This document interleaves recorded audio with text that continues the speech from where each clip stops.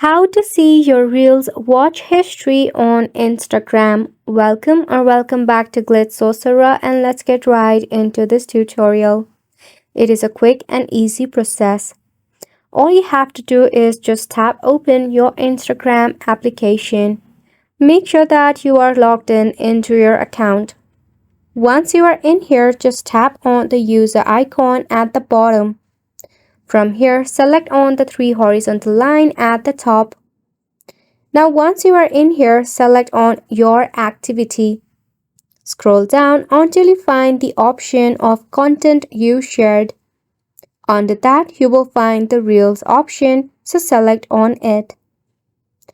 Now you can easily filter it by tapping on newest to oldest and just set it to oldest to newest, and it will automatically filter it out. You can also filter by dates and location.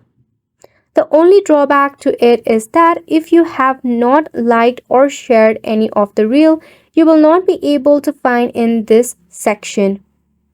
This is a wrap for the video as well. We hope that we were able to help you. Thank you so much for tuning in. We'll see you very soon.